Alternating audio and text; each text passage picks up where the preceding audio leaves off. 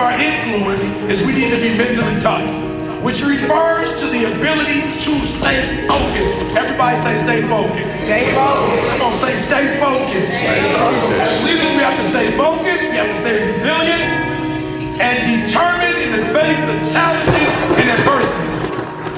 We lost the house over $2,500 because my grandmother and her 4 kids didn't have $500 amongst them to write the check. We lost our legacy home. We lost investment opportunities, the equity, $75,000 to $800,000 that property is worth now. We lost all of it because we couldn't write check.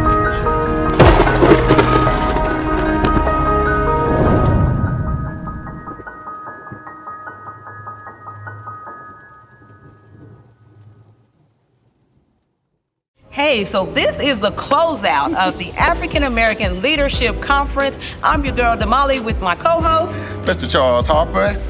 and we are here with Dr. Will Moreland. Yes. If you have not heard this man, I'm telling you, he is a beast. I love him. I actually heard him, 4 years ago? 4 years ago. And I've been following him ever since. So Dr. Will, for people who don't know you, like I don't know who they are, but whoever don't know you, can you let them know who you are and what you do? Well, as I get older, that question gets kind of, complicated. But at the root, I'm an entrepreneur that wants to make an impact in people's lives. And so we have a consultant company. We have a speaker academy where we empower speakers and their voices to reach the world. So that's what we do in the short snippet. So here at the African American Leadership Conference, and definitely you are a leader, how impactful have this been for you and for the people? For me, seeing an amazing group of African Americans come together and be intentional about coming together, and the visionary Willie, who we're just pleased to be connected with, to see the impact that they're having in Omaha and hoping that that can be duplicated across the nation. It just excites me. That's why I come back every single year to meet amazing people like Charles and Damali and just be a part of the magic that's going on here in Omaha. Yeah. So I heard that you took a plane overnight to get here. I did. Why was that necessary?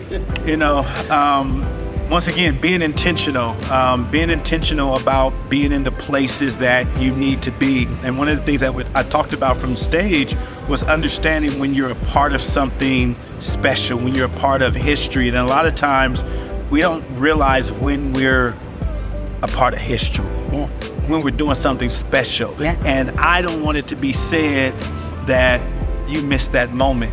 And then I have to compare that to, well, what was you doing that day? Well, all I was doing was laying on the couch. Right. And then you're like, I could have been there. I could have been there. How many people saw Martin Luther King when he was talking about we about to make this march, and they're like, oh, I'm not gonna. Right. They didn't know the historical impact. Right. How many people could have been there that now they're telling their grandkids, Granddaddy, were you there? No, I missed that one. I never want to miss out. Be that guy. Yeah, let's do this. So we follow you, but we have a lot of people listening in local, national, and international. How can they follow you on your different platforms? Yeah, simply any platform is Dr. Will Speaks. So DrWillSpeaks. Dr. Will Speaks on Twitter, Instagram, LinkedIn, Facebook, anywhere you want to connect, that's where I am. My final question, Damali. Yes. I got a million of them. I got to narrow it down. We came 4 years ago and we just can't miss it. You one reason why we just can't miss it. But for the people, for whatever reason, they're not connected yet. Tell them why they need to be a part of this. So one of the reasons is great connections like this. Your next elevation is your association. Let me say that again. Your next elevation is your association. So if you can come to a place for one day and meet people that can take you to the next level, then you need to be in that place. And that's why I come. I mean, some of the people that Willie bring here are just amazing. They're the top of their game. They're top at what they do around the country. So I wouldn't miss out. I want to just ask you a question about intentionality.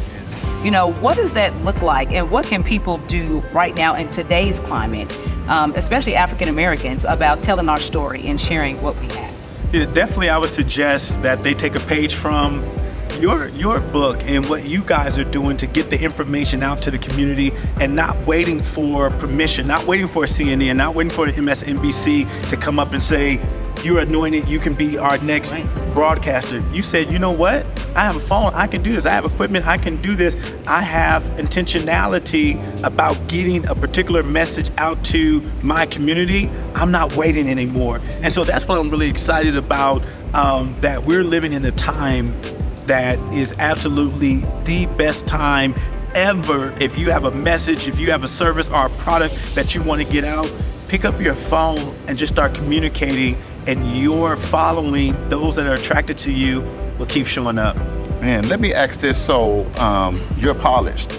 You've been at this for a while, and a lot of times the more you do stuff, the more you polish your craft. But what was your turning point when you were kind of like, man, I know I can do this? Yeah. And then from whatever that turning point was, kind of has led to where you are right now. So there's this word or this phrase, Imposter Syndrome, where people are feeling that they're not adequate enough, or they're feeling like they don't have a space in this world. I'll tell you this quick story. I went to Ghana, my first trip to Ghana.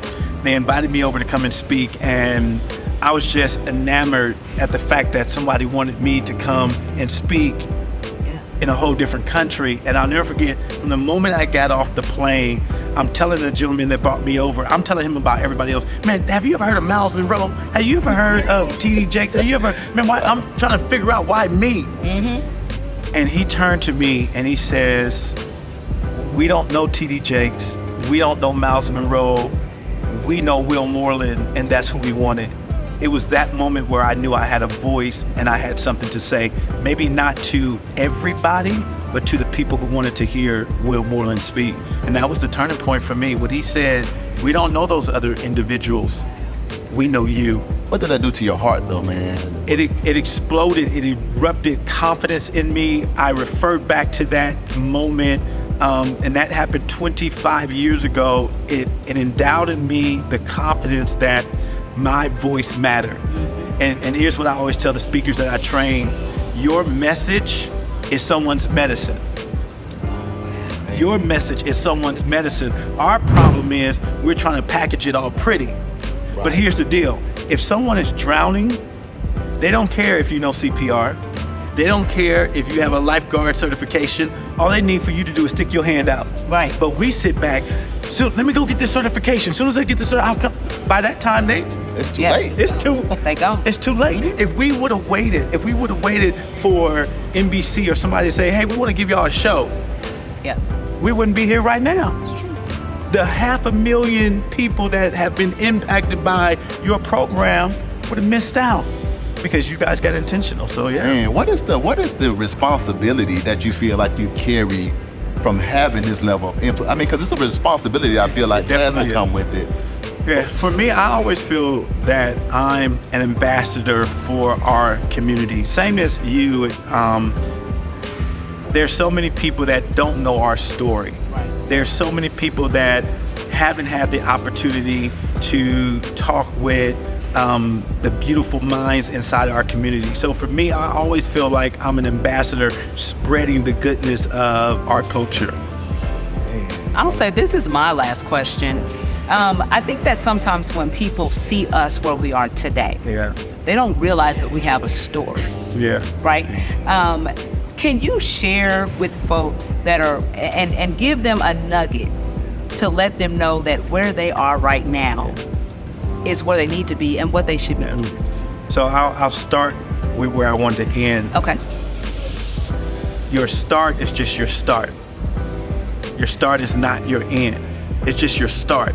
And when you realize that any place is a great place to start, from where we are right now, we can literally get anywhere in the world from where we are. We're right here in Omaha, but literally there's a plane that can get us to any part of the world. So if you're listening to us right now, I started out in what they said was the worst city in America, Compton, California. Raised by my single mother, met my father for the very first time when I was 7 years old when he was serving time in the California State Penitentiary.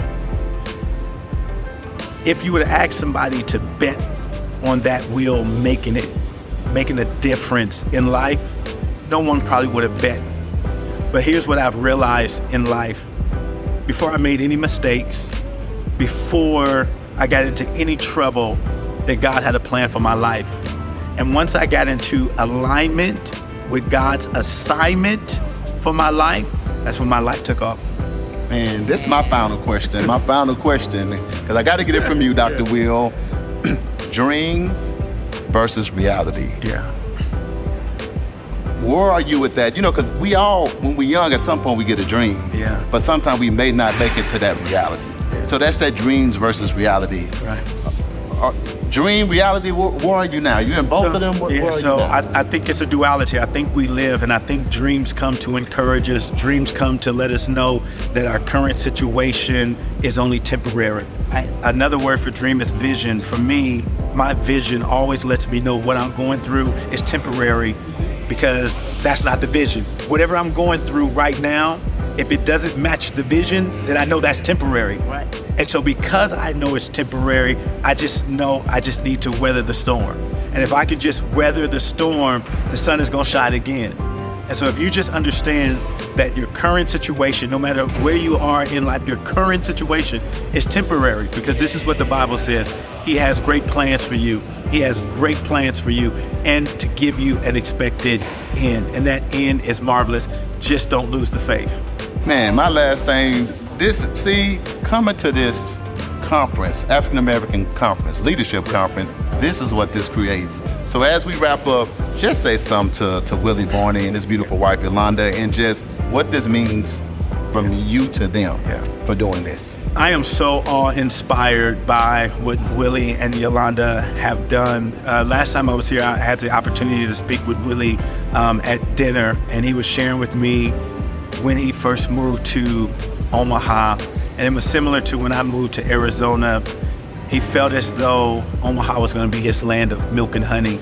And Willie is a testament of mindset. There's people that have lived in Omaha for 50, 60, 70 years, but they didn't see it as their land of milk and honey. Willie came here with his beautiful wife and said, this is going to be our land of milk and honey. And now we're starting to see it. He just announced that this week they just hit 18 years. And he is a testament and an encouragement to me of what is possible.